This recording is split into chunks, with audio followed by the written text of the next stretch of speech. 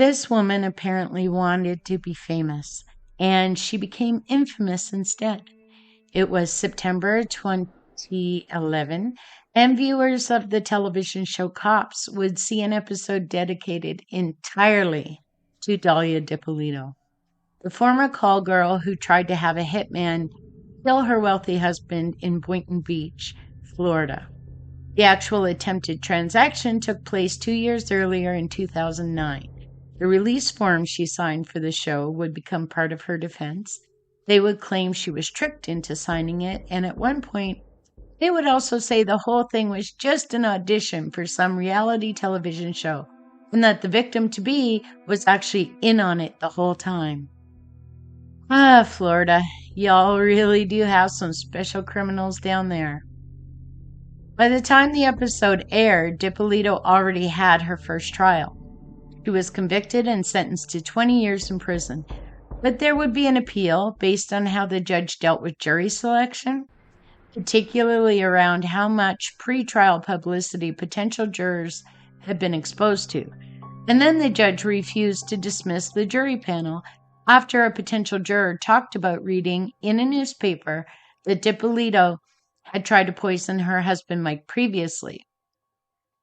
This amounts to being tried by a tainted jury.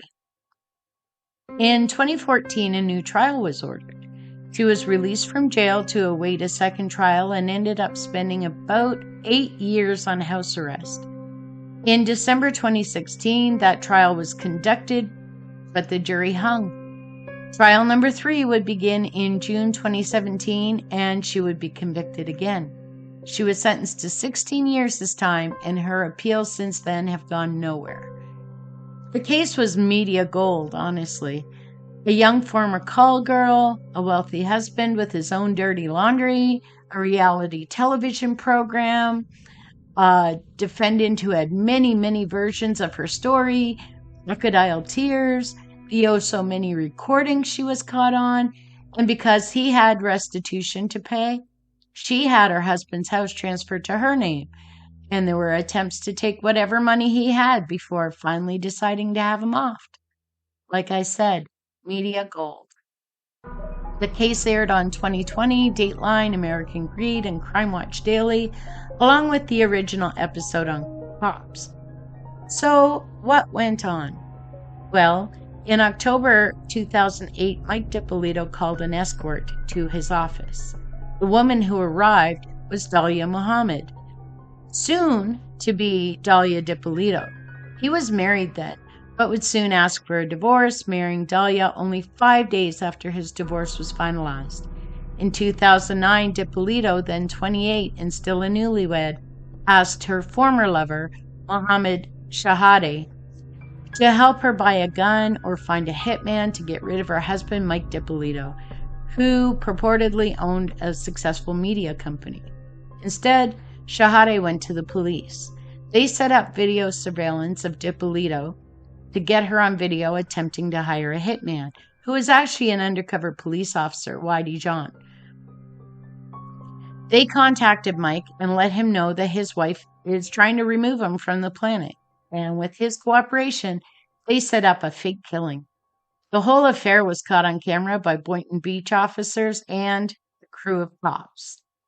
The ex-lover's car and another undercover car were fitted with hidden cameras and microphones, which picked up the plot to hire a hitman. "No one is going to be able to point a finger at me," she was recorded saying. Jean gave Dippolito several opportunities to change her mind, several openings to back out of her plans. She didn't take any of them. She told Jean, "I'm positive, like 5,000% sure." On a morning when Dippolito went off to the gym as planned with the so-called hitman, they set up a fake crime scene to make it look like Mike had been murdered. Cops' crew would get video of Dippolito crying when she was told her husband was killed and asking to see him. One of the officers who was there would call it the worst acting job they ever saw. Later, there would be video from the police station with Dippolito denying any part in attempting to hire a hitman, denying ever having met the undercover officer would-be hitman John, and demanding that Mike come here. when they took him past the room to show her the murder had been staged. Dippolito's lawyer, Michael Salnick, would tell the jury in her first trial that the plot for the contract killing of Mike Dippolito was never real. He would claim that it was a big hoax, that the supposed victim was in on the whole time in an effort to get cast in a reality show. That was news to Mike, who is a convicted felon who was on probation with mob ties and a history of fraud. He denied any part in a hoax and said he was actually shocked that his new wife of only 6 months had been plotting to do him in. Ironically, it was Dippolito who had reality television experience, having been in an episode of the Jamie Kennedy Experiment when she was a teen. An episode that involved a fake hitman. It was news to the ex-lover as well, who denied ever being part of the hoax story. It was news to police and prosecutors, given that there were a host of text messages with a boyfriend, a man named Mike Stanley in California, leading up to the attempted hitman hiring.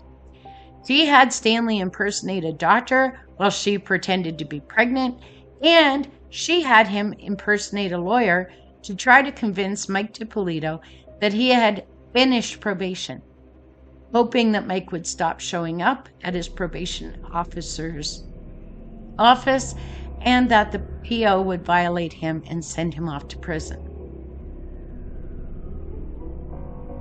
She told him how happy she was that the house was in her name alone, and then how upset she was that she couldn't sell it without her husband's signature.